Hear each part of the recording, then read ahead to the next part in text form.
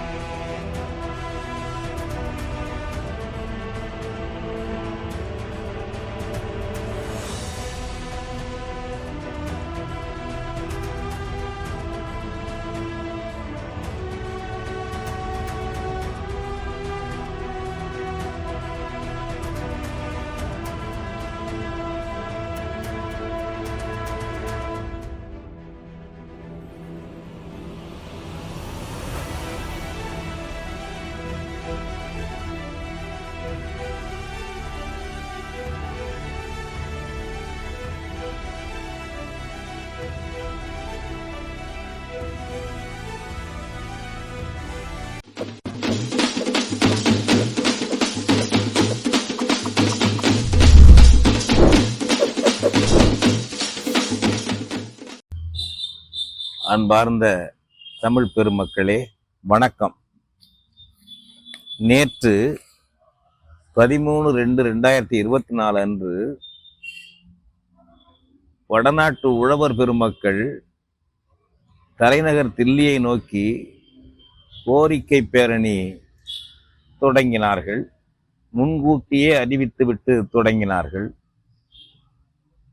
ஆனால் தொலைக்காட்சியிலும் நாளேடுகளிலும் பார்த்தால் அங்கே ஒரு போர் நடப்பது போல தெரிகிறது.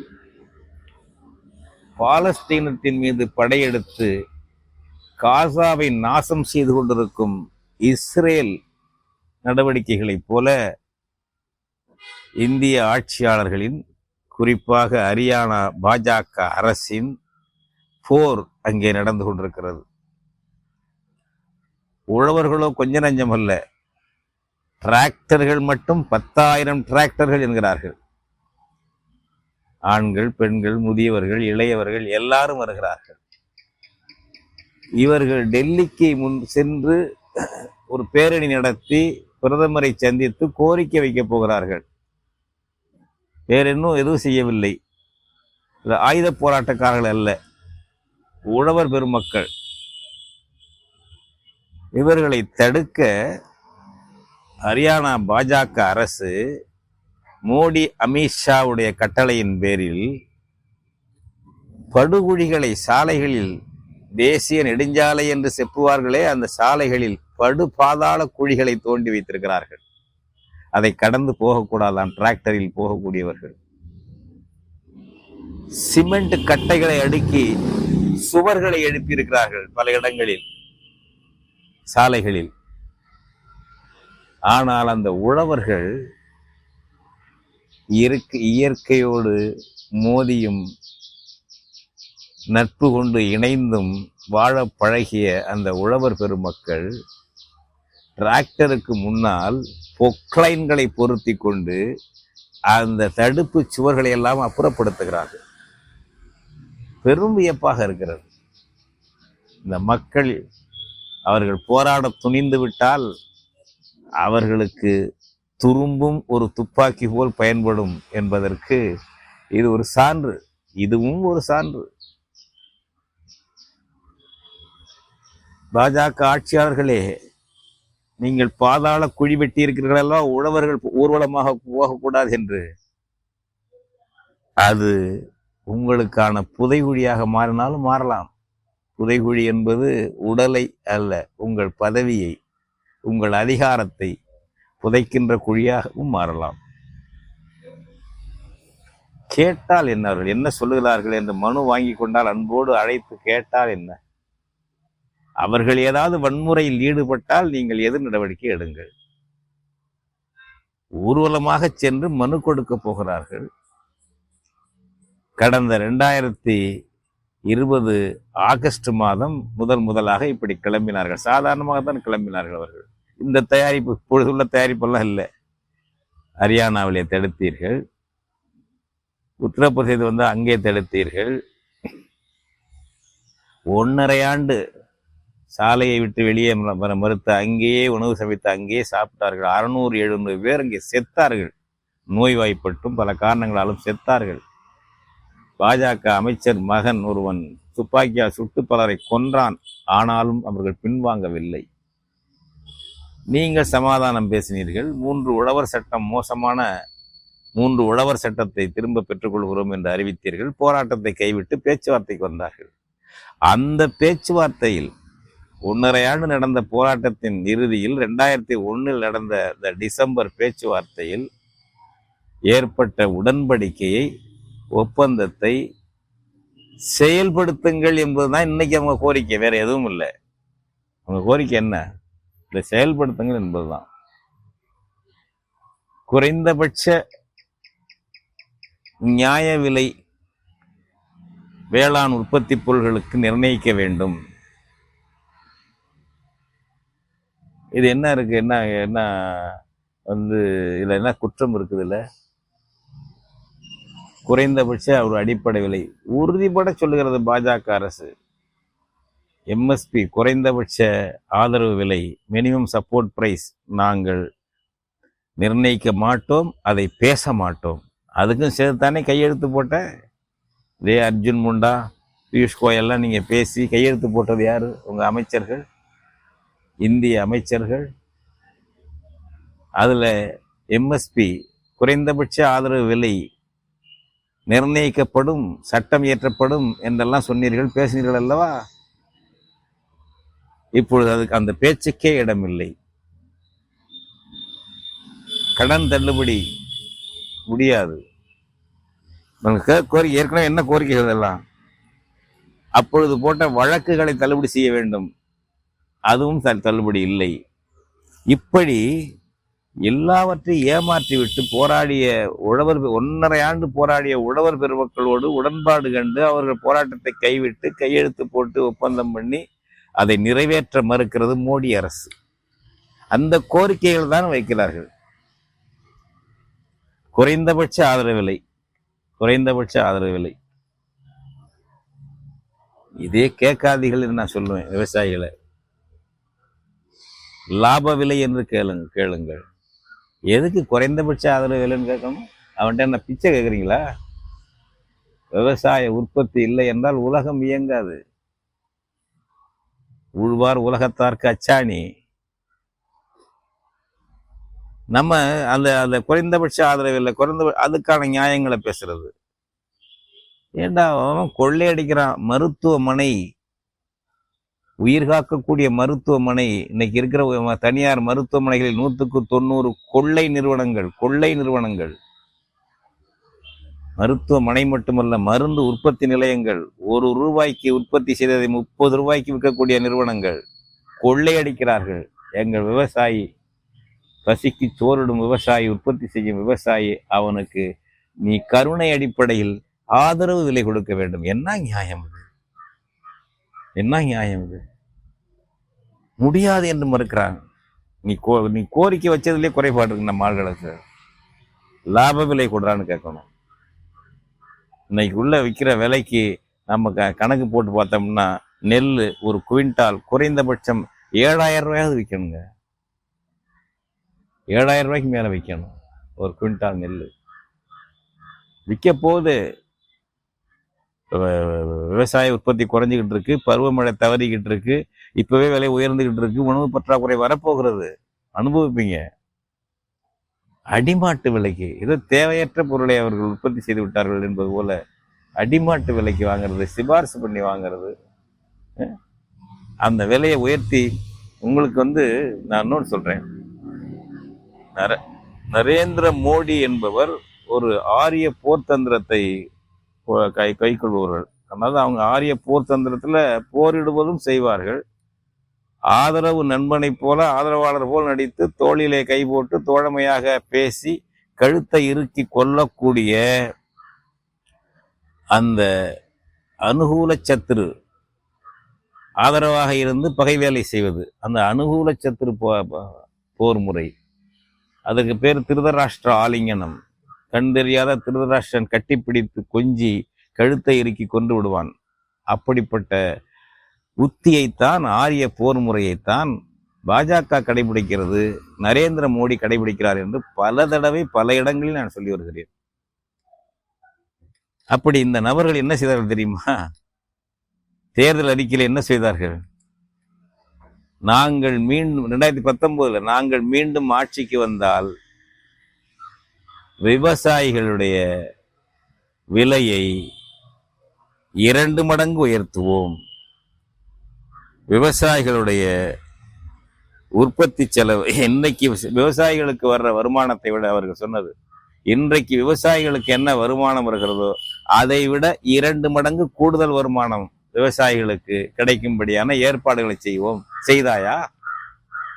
இப்ப முரட்டுத்தனமா பேசுறீங்களே. முண்டா அர்ஜுன் முண்டா தட்டுறாரு. எம்எஸ்பி எல்லாம் கிடையாது, பேச மாட்டோம். மோடி சொல்லி கொடுத்து முண்டா பாவம் அவர் என்ன செய்யறாரு? அவருக்கு அந்த கருத்து உடன்பாடு இருக்கும். மோடி, அமித்ஷா அப்படி வாக்குறுதி கொடுத்தீங்களா? என்ன சத்தியசீலர்கள் இல்ல, வேதம் பயின்றவர்கள், சத்தியமேவ ஜெயதே, ஆய்மே வெல்லும் என்று சொல்லக்கூடிய உத்தம புத்திரர்கள். நீங்க உங்க தேர்தல் அறிக்கை என்னாச்சு? 2 மடங்கு விவசாயிகளுடைய வருமானத்தை பெருக்குவோம் என்று சொன்னீர்கள். எங்கேருந்து பெருக்குவ? 2 மடங்கு அவன் சுமையை அதிகமாக்கி இருக்கிறீர்கள். கடன் தள்ளுபடின்னு கேட்குறாங்க. என்ன வயசு? கடன் தள்ளுபடினா என்னங்க? கருணையாது? நம்ம விவசாயிகள் நம்ம எல்லாரும் புரிஞ்சுக்கணும். கடன் தள்ளுபடி என்பதெல்லாம் கொடுக்கப்படாத விலையை கொடுப்பதுதான். Deferred price. விவசாயி வயிற்றில் அடிச்சு திருடி இருக்கல்ல, பல ஆண்டுகளாக அவங்க உற்பத்தி பண்ண பொருளை திருடி இருக்கல, களவாடி இருக்கீங்கல்ல, அது டெஃபர்டு பிரைஸ், கொடுக்கப்படாத விலை. அதைத்தான் கேட்கிறான் விவசாயி. ஒன்னுகிட்ட கருணை கேட்கல. அம்பானிக்கு கடன் தள்ளுபடி பண்ணுவேன் 1000 கோடி, அதானிக்கு 1000 கோடி கடன் தள்ளுபடி பண்ணுவேன், டாட்டாவுக்கு பண்ணுவேன், எல்லா பெருமுதலாளிக்கும் பண்ணுவேன், லட்சக்கணக்கான கோடி நீ கடன் தள்ளுபடி பண்ணியிருக்க. மோடி அரசு வந்த பிறகு கடந்த ஆண்டு சொன்னாங்க 4 லட்சம் கோடி தள்ளுபடி பண்ணியிருக்காருன்னு. இப்போல்லாம் எத்தனை லட்சம் கோடியே தெரியாது. அவனுக்கெல்லாம் தள்ளுபடி பண்ணுவேன். அவனுக்காக ஊர்வலகம்லாம் சுற்றி ஆள் பிடிப்ப, இடம் வியாபாரம் பிடிப்ப. இந்த நாட்டை பாதுகாக்கிற விவசாயி. உலகம் முழுவதும் பொருளாதார நெருக்கடி அடிக்கடி வந்துவிட்டு போகிறது. இந்தியா அந்த அளவுக்கு பாதிக்காத காரணம் யார்? ஒரே காரணம் விவசாயி, விவசாய தொழிலாளி. அவன் செய்த உற்பத்தினால் எல்லாருக்கும் உணவு கிடைக்குது, மிச்சமா இருக்கு. இலவச அரிசி இங்க தமிழ்நாட்டில் இலவச அரிசி. யாரும் இலவச அரிசி கேட்கல. ஓட்டுக்கு கொடுக்குற லஞ்சமாக விவசாயி வயிற்றுல அடிச்சு அவனை கொள்ளையிட்டு, திமுக ஆட்சியும் சரி அதிமுக ஆட்சியும் சரி, இலவச அரிசி போட்டீங்க. யாரை கொள்ளையிட்டு? விவசாயி உற்பத்தி செய்த நெல்லை கொள்ளையிட்டு, உரிய விலை கொடுக்காமல் கொள்ளையிட்டு, உன் ஓட்டுக்காக, ஓட்டு வாங்கிறதுக்காக, லஞ்சம் கொடுப்பதற்காக போட்ட பல பேர் அந்த இலவச அரிசியை வாங்கி மாட்டுக்கு விற்கிறான். வேற காரணங்களுக்கு விற்கிறாங்க. சின்ன சின்ன கடைகள் உள்ள வைத்திருக்கிறவர்கள்லாம் இட்லி சுட, தோசை விட அதை வாங்கிட்டு போயிடுறாங்க. எத்தனை பேர் வாங்குறாங்க இன்னைக்கு? அது எல்லாரும் வாங்குறாங்க. யார் பயன்படுத்துறாங்க? உங்க அதாவது நீங்க கேட்குறீங்க, இதெல்லாம் போடுறீங்களா, இலவச அரிசி எல்லாம் போடுறீங்களா, உங்க அப்பா வீட்டு சொத்தா? நாங்க கேட்குறோம், உங்க அப்பா வீட்டு சொத்தா இது? நம்ம ஆட்களுக்கெல்லாம் கேட்க தெரியல. நீ எந்த கட்சி தான் இருந்து தொலை, உன் கோவணத்தை பாதுகாத்துக்க, உன் வேட்டி, உன் சட்டையை பாதுகாத்துக்க, உன் வயிற்றை பாதுகாத்துக்க, உன் பிள்ளைய படிக்க வைக்கணும், அதுல இரு. விவசாயி சொல்றதுதான். இந்த மாதிரி அடிக்கிறீங்க. இந்த கடன் தள்ளுபடி முடியாது. அம்பானிக்கு சொல்லுவியா அது மாதிரி? அதானிக்கு சொல்லுவியா அது மாதிரி? விவசாயிக்கு போட்ட வழக்க சமரசம் பேசியாச்சு. 1.5 ஆண்டு போராட்டம், சமரசம் பேசியாச்சு. அந்த வழக்குகளை தள்ளுபடி பண்ணணும்னு உடன்பாடு பண்ணியிருக்கீங்க. ஏன் தள்ளுபடி பண்ணணும்? ஏன் மிரட்டணும்? அவன் கோர்ட்டுக்கு அலைஞ்சிக்கிட்டே இருக்கணும். அதை பார்த்து அவன் பிள்ளைகளை அடுத்த ஊர், அடுத்த தெருவு, அடுத்த ஊர், அடுத்த மாநிலமோ, நமக்கு இந்த வம்பு வேண்டாப்பா, அடிமை வேலை செஞ்சுட்டு போகணும் என்ற உளவியல் போர் நடத்துகிற வழக்கு நடத்தி அவங்க வச்சிருக்க கோரிக்கையில என்ன தவறான கோரிக்கை, என்ன குற்றமான கோரிக்கை? நினைச்சா ஒன்று அப்படியே வயிற்றுச்சலா இருக்கு. ட்ரோன் வச்சு அடிக்கிறாங்க, கண்ணீர் கொண்டு வீசுறாங்க. பெரியவர்களே, நண்பர்களே, சகோதரிகளே, தமிழ் பிள்ளைகளே, ஒரு விவசாயி போராட்டம். அவன் என்ன பண்ணிட்டான், எந்த ஆயுதம் கொண்டு வந்தான்? நீ சுட்டா அவன் கல்லை எறிகிறான். வேற என்ன பண்ணுவான் அவன்? அவனுக்கு இருக்க ஆயுதம் தான், பக்கத்தில் கல் எடுத்து எறிகிறான், இல்லைன்னா மண்ணை எடுத்து வாரிட்டு போங்கிறான். கட்டார் அரசு, மனோகர்லால் கட்டார், ஹரியானா முதலமைச்சர், ட்ரோன், இராணுவத்துக்கு பயன்படுத்துற ட்ரோன், அதுல எந்த பேரும் கிடையாதான். வானத்துல பறக்குதுல, ட்ரோன் பறக்கும்ல, அதை விட்டு அங்கேருந்து குண்டு போட சொல்றாருங்க, கண்ணீர் குண்டு. ஆனா அந்த வீர புதல்வர்கள் கண்ணை கசக்கிக்கிட்டு, அந்த மூடிக்கிட்டு அல்லது கசக்கி விட்டுக்கிட்டு முன்னேறி போயிட்டே இருக்கான். கட்டார், நீ கட்டையில போயிருவ. ஆமா, கோரிக்கைக்கு விவசாயி போராடலாம். ஒரு வானூர்தி அனுப்பி அவன் மேல இன்னைக்கு இது போடுற, என்ன போடுற, கண்ணீர் கொண்டு போடுற, அப்புறம் என்ன போட போற, கொல்ற கொண்டு போடுவ. காசா மாதிரி இஸ்ரேல்காரன் பண்றான்ல. என்ன விஷயம் அதுங்கிறது? இவ்வளவு மோசம். இந்த கொடுமைகளை இன்னைக்கு கண்டிக்கிறாங்க மற்ற கட்சிகள்லாம். காங்கிரஸ் கண்டிக்குது, ராகுல் காந்தி கண்டிக்கிறாரு. நாங்க வந்தா எம்எஸ்பி, அது ஆதரவு விலை நிர்ணயிப்போம், வேளாண் விளைபொருள் அத்தனைக்கும், கோதுமையா இருக்கட்டும், அரிசியா இருக்கட்டும், கரும்பா இருக்கட்டும், பருத்தியா இருக்கட்டும், எல்லாத்துக்கும் நாங்க விலையை நிர்ணயிப்போம் அப்படின்னு சொல்றாங்க, வாக்குறுதி. இந்த வன்முறையை, பாஜக அரசு செய்யும் வன்முறையை கண்டிக்கிறார்கள். அந்த காங்கிரஸ்ல மல்லிகார்ஜுன கார்கே, ராகுல் காந்தி எல்லாம் கண்டிக்கிறாங்க. மம்தா பானர்ஜி, முதலமைச்சர் மம்தா பானர்ஜி, மேற்கு வங்காள முதலமைச்சர் கண்டிக்கிறாங்க. இன்னொரு சிறப்பு என்னவென்றால், கெஜ்ரிவால், டெல்லியினுடைய முதலமைச்சர், அவர்கிட்ட என்ன சொல்றாரு அமித்ஷா அதிகாரி மூலம், 144 போடு டெல்லியில, எவனும் நுழையக்கூடாதுன்னு. கெஜ்ரிவால் 144 போட முடியாதுன்னு சொல்லிட்டாருங்க. அவர் மேல ஏராளமான வழக்கு, அமலாக்கத்துறை எப்ப கைது செய்யும்னே தெரியாது. சம்மன் மேல சம்மன், அந்த குற்ற அழைப்பாணை மேல அழைப்பாணை அனுப்பிக்கிட்டே இருக்கான் இடி. அவ்வளவு இருந்தும் அந்த கெஜ்ரிவால் 144 டெல்லியில போட முடியாது சொல்லிட்டார் அந்த ஆளு. தமிழ்நாடு முதலமைச்சர் இதை கண்டிச்சு ஒன்னும் அறிக்கை கொடுக்கலையே இது வரைக்கும், நான் பார்க்கறது வரைக்கும். தமிழ்நாடு முதலமைச்சர் மு.க. ஸ்டாலின் இந்த வன்முறையை கண்டிச்சு, ஆட்சியாளர்களுடைய, பாஜக தான் உங்க எதிரான கட்சி தானே, பாஜக நடத்தக்கூடிய அட்டூழியங்களை உழவர் பெருமக்கள் மீது நடத்தும் வன்முறை போரை கண்டித்து ஏன் ஒண்ணு பண்ணல, ட்ரோன் வச்சு கொண்டு போடுறான்னா 60 நேத்து உள்ள செய்தி 60 விவசாயிகள் காயம்பட்டிருக்காங்க. அரசு என்ன சொல்லுது, 24 போலீஸ் காயம்பட்டிருக்கு. அவன் கல்லறையில காயம்பட்டிருக்கான். நீ ட்ரோன் வச்சு கொண்டு போடலன்னா அவன் ஏன் கல்லறையிறான்? நீ பாதாளம் வெட்டி அவன் பயணத்தை தடுக்கலன்னா ஏன் போடுறான்? இவ்வளவு நடக்கும்போது மற்றவர்களெல்லாம் கண்டிக்கும் போது ஏன் மு.க. ஸ்டாலின் கண்டிக்கல? எதிர்கட்சி தலைவர் எடப்பாடி பழனிசாமி கண்டித்தா தெரியல வரைக்கும். தமிழ்நாட்டு அரசியல் எப்படி இருக்குன்னு பாருங்க. எல்லாரும் அந்த கட்சியில இருக்கவங்க இல்லாதவங்க எல்லா பிள்ளைகளும் பாருங்க. இதுக்கெல்லாம் வராது. இவங்க 2 பேரும் தான் உலகத்திலேயே பெரிய எதிரி எடப்பாடி பழனிசாமிக்கு மு.க. ஸ்டாலின். இந்த பேரண்டத்திலே பெரிய எதிரி மு.க. ஸ்டாலினுக்கு எடப்பாடி பழனிசாமி. ஏன் அந்த நாற்காலி பதவி சண்டையை தவிர உங்களுக்கு என்ன கொள்கை சண்டையா இருக்கு? பாவிகளே பதவி சண்டையை தவிர உங்களுக்கு என்ன கொள்கை சண்டையா இருக்கு? கொஞ்சமாடு ஈவிரக்கம் இருக்கிறதா? நீ எதிரணி தானே நீங்க. இப்ப பாஜக கூட்டணி இல்லைல்ல, கண்டிக்க வேண்டாமா? ஒரு வேளாண் அமைச்சர் இருக்கார், எம்.ஆர்.கே. பன்னீர்செல்வம். வேளாண் குடும்பத்துல பிறந்தவர், விவசாய குடும்பத்துல பிறந்தவர். அவரை விட்டாது பேச சொல்றது, அறிக்கையோட சொல்றது. இதை எல்லாரும் புரிஞ்சுங்க. எவ்வளவு மோசமா இருக்கு என்று பாருங்க. அது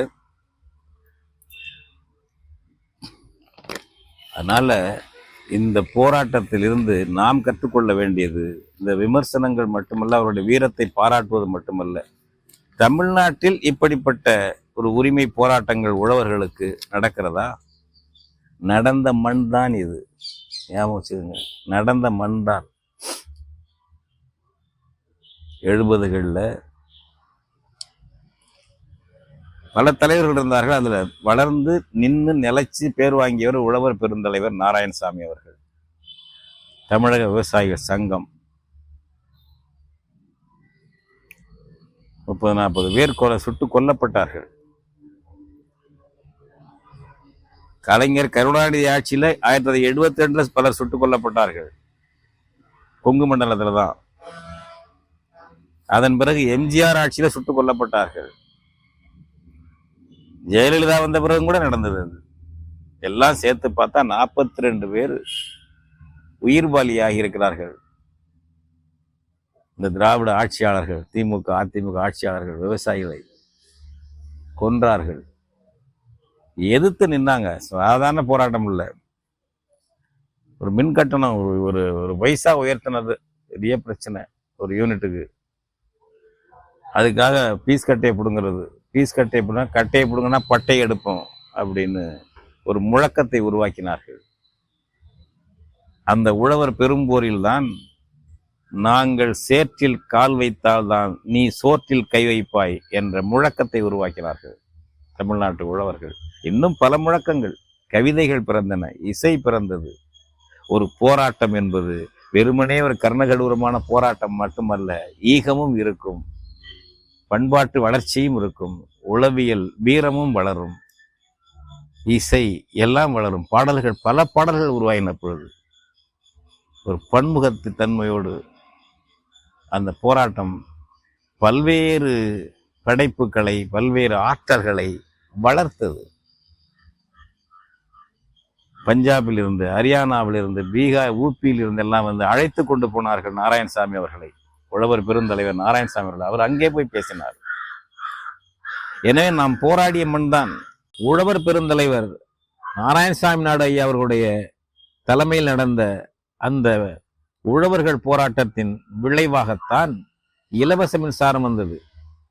அதாவது வேளாண்மைக்கு பயன்படுத்திய மின்சாரத்தில் ஒரு யூனிட்டுக்கு ஒரு பைசா உயர்த்திய பொழுது எதிர்த்து போராடி உயிர் தியாகம் செய்தவர்கள் இந்த தமிழ் மக்கள். மின் கட்டணத்தை உயர்த்தக்கூடாது என்று போராடிய அந்த போராட்டத்தில்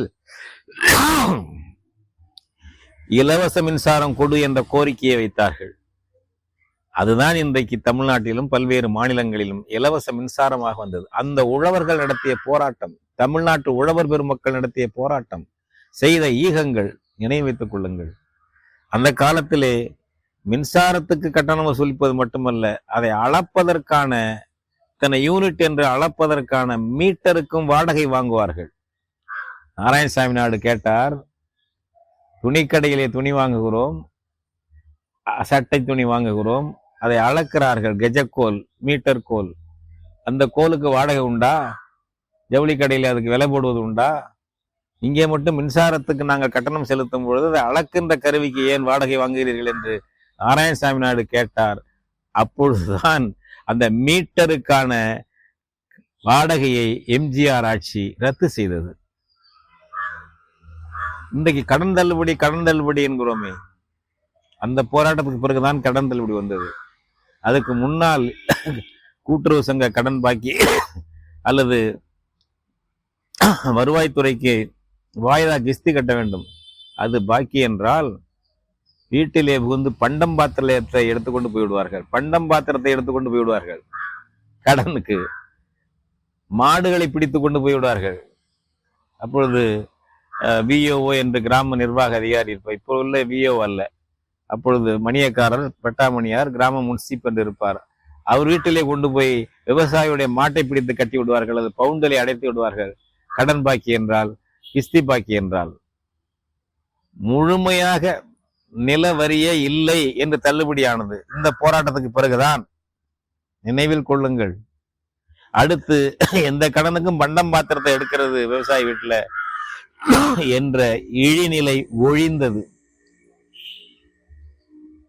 மாதந்தோறும் மாவட்ட ஆட்சியர் விவசாயிகள் தலைவர்களை அழைத்து கலந்துரையாடி பேசி விவசாயிகளுடைய கோரிக்கையை நிறைவேற்ற வேண்டும் என்ற மாத கூட்டம் வந்தது. இன்னைக்கு அது ஒரு சட்டமன்றம் போல, மாவட்ட சட்டமன்றம் போல விவசாயிகளுக்கு அது பயன்படுகிறது, செயல்படுகிறார்கள், பேசுகிறார்கள். இது எப்பொழுது வந்தது? தமிழ்நாட்டு உழவர்கள் நடத்திய போராட்டம், ஐயா நாராயணசாமி தலைமையில் நடந்த வீரஞ்செறிந்த போராட்டம், தமிழ்நாட்டு உழவர்கள் செய்த ஈகம். இதனால்தான் மாவட்ட ஆட்சியர் விவசாயிகளுக்கு என்று தனி நாள் ஒதுக்கி மாதம் ஒரு தடவை கலந்து பேசி அவருடைய கோரிக்கையை கேட்டு நிறைவேற்றக்கூடிய ஒரு சூழ்நிலையை உருவாக்கினார்கள், நடைமுறையை உருவாக்கினார்கள். எனவே நாம் போராடிய மண் தான். இப்பொழுது இடைக்காலத்தில் இந்த மயக்கத்தில் இருக்கிறோம். போர்க்குணத்தை நீக்கிவிட்டு வெறும் ரசிக மனப்பான்மையை அல்லது சோக மனப்பான்மையை மட்டும் வளர்க்கக்கூடிய திராவிட அரசியல் முக்கிய காரணம். ஏதோ திராவிட சொல்றேன்னு நினைக்காதீங்க.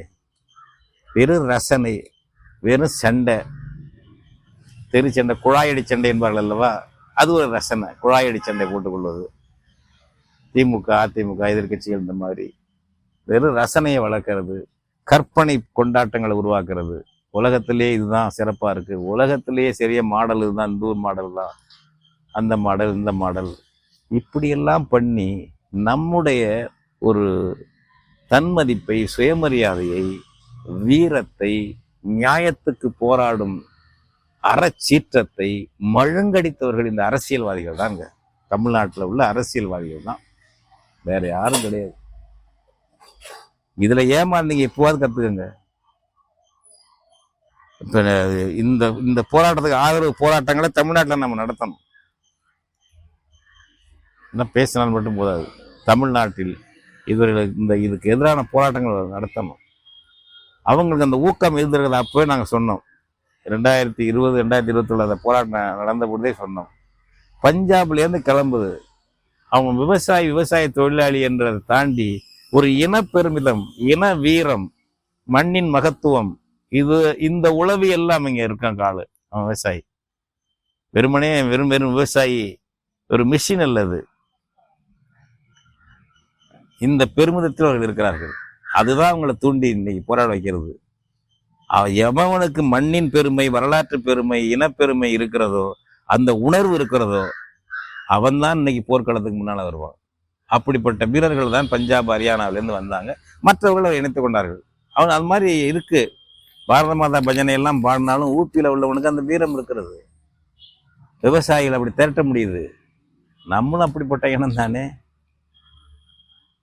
நம்ம அவர்களை குறைக்க வேண்டியதில்லை. ஆனால் அவர்களுக்கு முன்பாகவே வரலாறு படைத்த இனம் அல்லவா தமிழ் இனம்.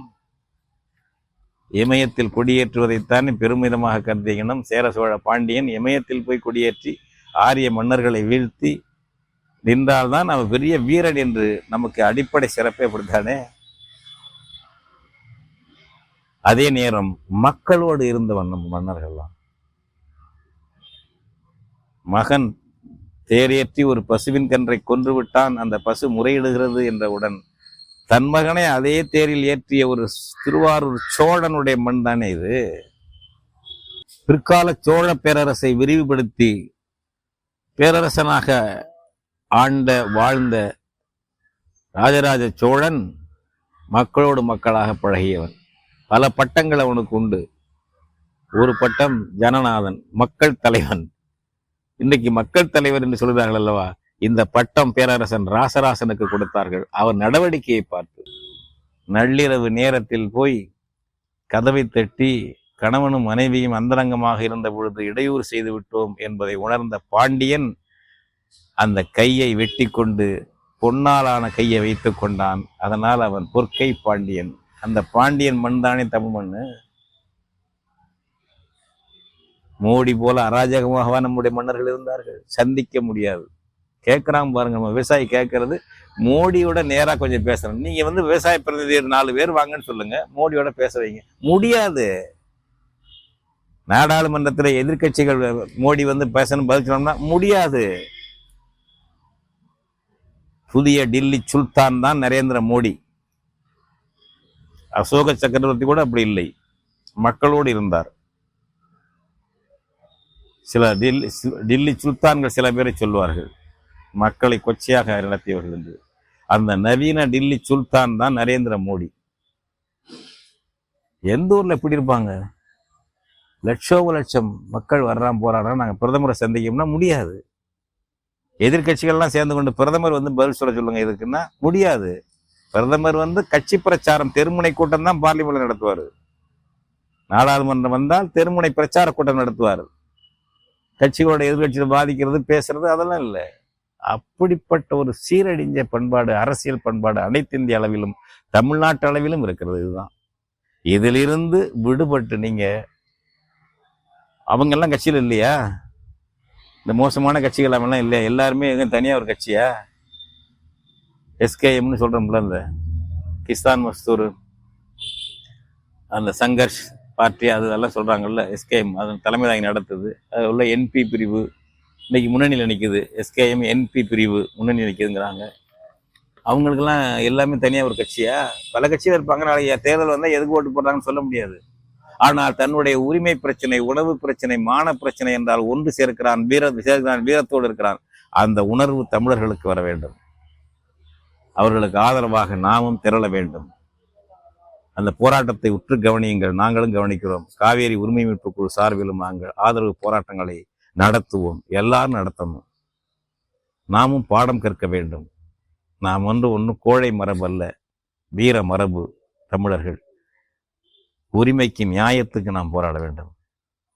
யாருக்கும் தொல்லை கொடுக்க அல்லது யாருக்கும் யாரையும் ஆதிக்க செய்யல. நம்முடைய உரிமையை மீட்க, நம்முடைய வாழ்வை காக்க, நம்முடைய பிள்ளைகளுடைய எதிர்காலத்தை காக்க உழவர்கள் உற்பத்தி செய்யும் பொருளுக்கு லாப விலை கிடைக்க வேண்டும். உழவர்களிடம் திருடி இருக்கிற அடிமாட்டு விலைக்கு பொருள்கள் எல்லாம் விலைக்கு விற்கிறதுக்கு ஏற்பாடு பண்ணி அவனை கடனாளி ஆக்கியிருக்கீங்க. கடனாளி ஆக்கியது இந்த ஆட்சியாளர்கள். எனவே கடன் நிவாரணம், கடன் தள்ளுபடி என்று கேட்பது என்ன குற்றம்?